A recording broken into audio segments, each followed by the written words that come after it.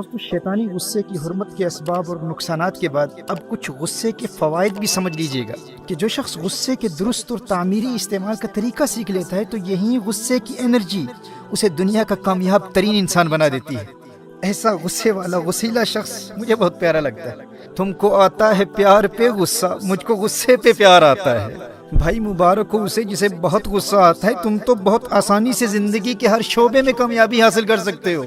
اب آپ سوچ رہے ہوں گے کہ یہ کیا بات ہوئی بھائی، پہلے غصے کو شیطانی عمل ثابت کیا اور اب غصے پر مبارکیں دے رہے ہو۔ تو میرے دوستو یہی تو غیظ اور غضب میں فرق ہے نا۔ عربی میں غصے کے لیے دو الفاظ استعمال ہوتے ہیں، ایک غیظ اور ایک غضب۔ ایک ہوتا ہے غصہ آنا اور دوسرا ہے غصہ کرنا، ان دونوں میں فرق ہے۔ غیظ اس غصے کو کہتے ہیں جب انسان اندر ہی اندر کوڑتا رہتا ہے، یہ ایک داخلی کیفیت ہے، اور غضب اس غصے کو کہتے ہیں جس کو انسان خارج میں ظاہر کرنے کا ارادہ رکھتا ہو، یہ ایک خارجی کیفیت ہے۔ یاد رکھیے غصہ ایک بہت بڑی انرجی اور توانائی کا نام ہے، ایک بڑی پاورفل فورس ہے۔ اب جو انسان غضب کی صورت میں اس توانائی کو کسی تعمیری اور پروڈکٹیو کام کے لیے خارج میں ظاہر کرنے کا ہنر سیکھ لیتا ہے نا، ایسے شخص کو کامیابی اور ترقی سے دنیا کی کوئی طاقت روک نہیں سکتی۔ اسی لیے میں غصے والوں کو مبارکباد دیا کرتا ہوں۔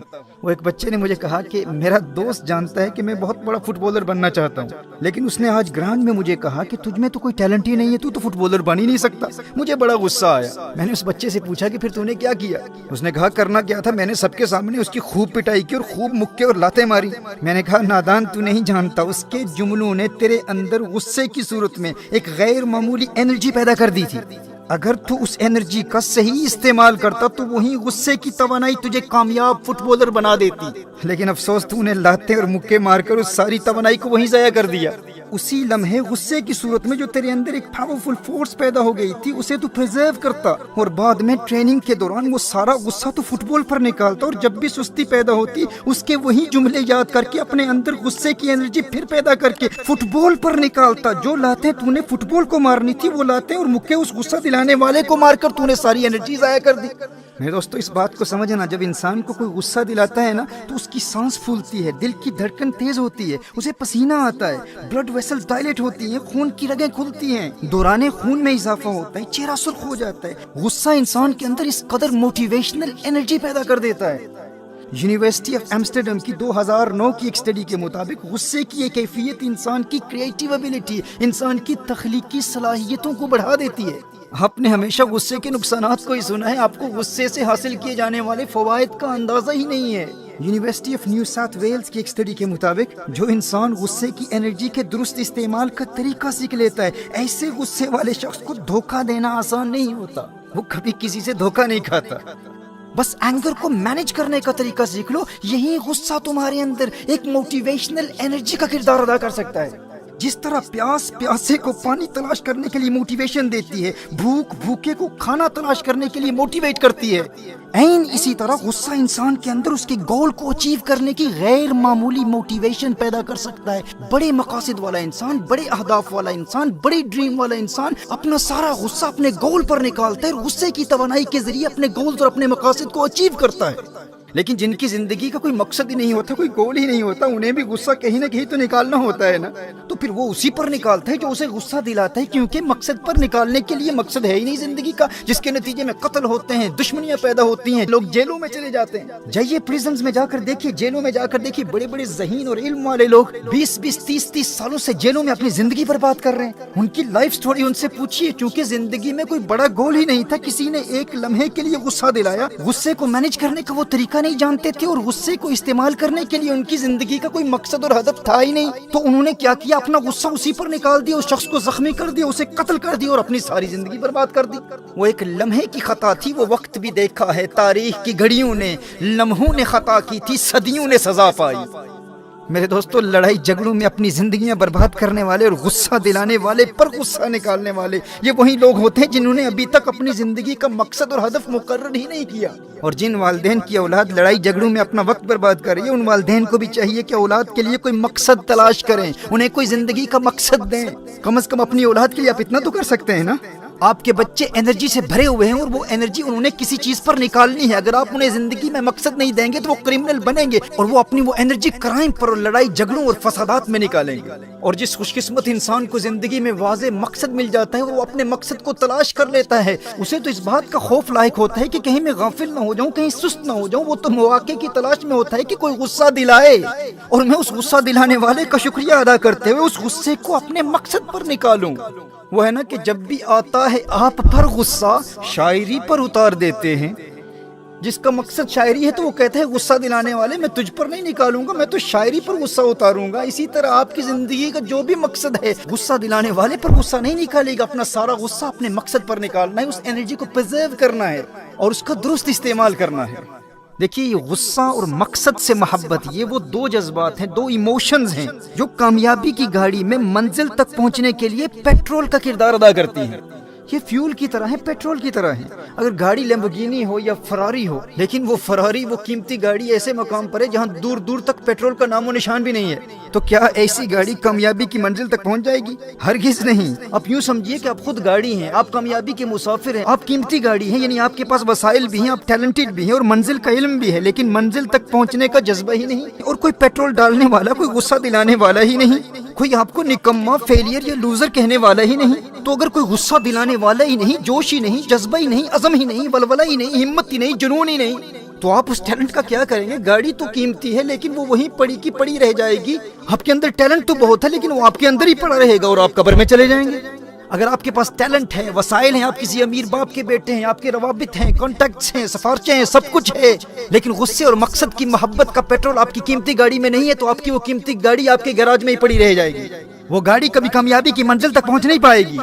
لیکن اگر گاڑی پرانی ہے اور خراب بھی ہے، یعنی انسان غریب ہے، وسائل بھی نہیں اور زیادہ ٹیلنٹ بھی نہیں، لیکن پیٹرول بہت ہے، فیول بہت ہے، کامیابی سے محبت ہے، اپنے مقصد سے محبت ہے، اپنے گول سے شدید محبت ہے، غصہ بھی ہے اور غصہ دلانے والے بھی بہت ہیں، پیٹرول ڈالنے والے بھی بہت ہیں، جو بار بار تانے دے کر ہمارے باطن میں آگ لگاتے ہیں نا، ارے تو نکما ہے، تیرے خاندان میں کوئی کامیاب نہیں ہو، تو اپنا فیملی بیک گراؤنڈ دیکھ، اپنے آپ کو دیکھ، اپنا منہ دیکھ، تو کیسے کامیاب ہو سکتا ہے؟ لوگ بار بار غصہ دلا کر اس کم قیمت اور پرانی گاڑی میں پیٹرول ڈالتے رہتے ہیں اور ہم پر مہربانیاں کرتے رہتے ہیں، لیکن ایسی گاڑی پرانی بھی ہو، اس میں پیٹرول بہت ہوتا ہے، انسان غریب بھی ہے، وسائل بھی نہیں ہے، ٹیلنٹ بھی نہیں ہے، لیکن پھر بھی وہ کامیابی کی منزل تک پہنچ جاتا ہے. وہ غریب بھی ہو، وسائل بھی نہ رکھتا ہو، زیادہ ٹیلنٹڈ بھی نہ ہو، لیکن اس کے اندر جوش ہو، جذبہ ہو، جنون ہو، ہمت ہو، ولولہ ہو، اور غصے کو ایک پازیٹیو انرجی کی طرح دیکھتا ہو اور غصے کے تعمیری استعمال کا ہنر سیکھ چکا ہو. ایسی گاڑی پرانی بھی ہو، کم قیمت بھی ہو، خراب بھی ہو، وہ ایک نہ ایک دن کامیابی کی منزل تک پہنچ جاتی ہے، کیونکہ وہ اپنے مقصد سے محبت اور غصے کے پیٹرول سے بھری ہوئی ہوتی ہے. اور دوسری جانب لیٹس فراری ہے لیکن اس کے اندر پیٹرول ہی نہیں ہے، وہ منزل تک پہنچنا تو کجا، وہ تو گیراج سے بھی باہر نہیں نکل پاتی. اپنے معاشرے میں دیکھیں یہ امیروں کی بگڑی ہوئی اولاد آخر کیوں کوئی غیر معمولی کارنامہ سر انجام نہیں دے پاتی؟ اگرچہ ان میں ٹیلنٹڈ لوگ بھی ہوتے ہیں، وسائل بھی ہوتے ہیں، لیکن اپنے باپ کی کامیابی میں ان کا کوئی کردار نہیں ہوتا اور لوگ انہیں دیکھ کر انہیں کامیاب سمجھ رہے ہوتے ہیں، اس لیے انہیں کوئی غصہ دلانے والا بھی نہیں ہوتا. جب لوگ ان کے بنگلوں اور چمکتی گاڑیوں کو دیکھتے ہیں تو وہ انہیں کامیاب سمجھتے ہیں کہ یہ خود کامیاب ہیں، اس لیے انہیں کوئی تانا نہیں دیتا.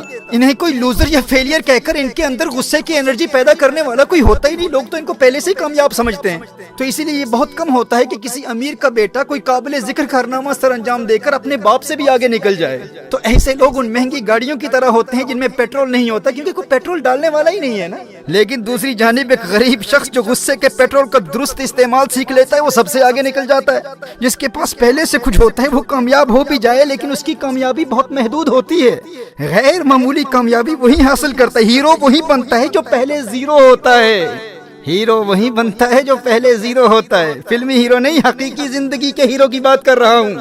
میرے دوست یاد رکھنا، سٹوری وہی بنتا ہے جس کے پاس کچھ نہ ہو اور پھر سب سے آگے نکل جائے. وہ پاکستان کی ایک بڑی شخصیت نے مجھ نااہل سے کہا تھا کہ جس فیلڈ میں تم ہو اس میں تو تمہارا کوئی فیملی بیک گراؤنڈ تو ہے ہی نہیں، اور یورپ اور امریکہ میں تو تمہاری کامیابی سمجھ میں آتی ہے کہ تم وہیں رہتے ہو، لیکن ہند و پاک میں تمہارے چاہنے والوں کی تعداد ملینز میں ہے. بھائی برطانیہ میں بیٹھ کر بات کرتے ہو اور دنیا میں لاکھوں لوگ تمہیں سنتے ہیں، جبکہ اس فیلڈ میں تمہارا کوئی فیملی بیک گراؤنڈ ہی نہیں ہے. اور دوسری جانب پاکستان میں اسی فیلڈ کے خاندانی لوگوں کا پیغام انتہائی محدود لوگوں تک پہنچتا ہے. تو میرا جواب یہی تھا بھائی کہ فیملی بیک گراؤنڈ اور موافق حالات انسان کو کمزور بنا دیتے ہیں. تو میرے وہ دوست جو وسائل کے نہ ہونے کی وجہ سے مایوسی کا شکار ہو جاتے ہیں، یاد رکھنا سٹوری وہی بنتا ہے جو صفر سے شروع کرتا ہے، جو زیرو سے شروع کرتا ہے. ہیرو وہی ہوا کرتا ہے. لوگوں کے تانوں سے کبھی ہمت نہیں ہارنا اور نہ ہی ان سے کبھی جھگڑا کرنا۔ میرے دوست میرے بھائی، عہد کے بعد کبھی بھی کوئی غصہ دلائے، غصے کی انرجی کو اپنے مقصد پر نکالتے رہنا۔ کسی امیر کے تانوں سے تیرے عزم و حوصلے میں ہرگز کمزوری پیدا نہ ہو۔ امیر باپ کی کمائی پر عیاشی کرنے والی بگڑی ہوئی اولاد کی کسی مہنگی گاڑی کو دیکھ کر کبھی مروب نہیں ہونا تو نے۔ یہ کوئی کامیابی نہیں ہے، انہیں کبھی کامیاب نہ سمجھ لینا، تجھے تیری طاقت کا اندازہ نہیں ہے۔ ان کی اوقات کیا ہے تیرے آگے، تو زیرو سے شروع کرنے والا ہے، ہیرو تو ہی بنے گا۔ تانا دینے والے سے کہنا کامیابی کسی کے باپ کی جاگیر نہیں ہے، تو کیا ہے، اب دیکھ بیٹا تیرے باپ سے بھی آگے نکل کر دکھاؤں گا۔ میرے دوست میرے بھائی، عہد کے بعد کبھی بھی کوئی غصہ دلائے تو اس غصے کو اس غصہ دلانے والے پر نہیں، اپنی منزل، اپنے مقصد اور اپنے گول پر نکالنا۔ اور جب وہ منزل مل جائے تو رکنا نہیں ہے، آگے بڑھنا ہے، نئی منزل تلاش کرنی ہے۔ اور جب وہ منزل مل جائے تو ایک اور منزل مقرر کرنا، پھر نئی منزل، پھر نئی منزل، پھر نئی منزل۔ اور دنیا کی کوئی طاقت تیری نئی منزلوں کی تلاش اور ان کے حصول کے سفر کو روک نہیں سکتی۔ منزل سے آگے بڑھ کر منزل تلاش کر، مل جائے تجھ کو دریا تو سمندر تلاش کر۔ سجدوں سے تیرے کیا ہوا، صدیاں گزر گئی، دنیا تیری بدل دے وہ سجدہ تلاش کر۔ ایمان تیرا لٹ گیا رہزن کے ہاتھوں سے، ایمان تیرا بچا لے وہ رہبر تلاش کر۔ ہر شخص جل رہا ہے عداوت کی آگ میں، اس آگ کو بجھا دے وہ پانی تلاش کر۔ ہر شیشہ ٹوٹ جاتا ہے پتھر کی چوٹ سے، پتھر ہی ٹوٹ جائے وہ شیشہ تلاش کر۔ غصے والوں کو ایک مرتبہ پھر مبارک دیتا ہوں، مبارک ہو تمہیں۔ بس یاد رہے یہ غصہ پیٹرول ہے، پیٹرول، اس کو گاڑی پر ڈال کر ایک ماچس سے گاڑی کو جلایا بھی جا سکتا ہے، اور غصے کے پیٹرول کو گاڑی میں ڈال کر کامیابی کی منزل تک پہنچایا بھی جا سکتا ہے۔ پھر مبارک دیتا ہوں غصے والوں، تمہیں مبارک ہو۔ بس مثبت اور تعمیری استعمال کا ہنر سیکھ لو۔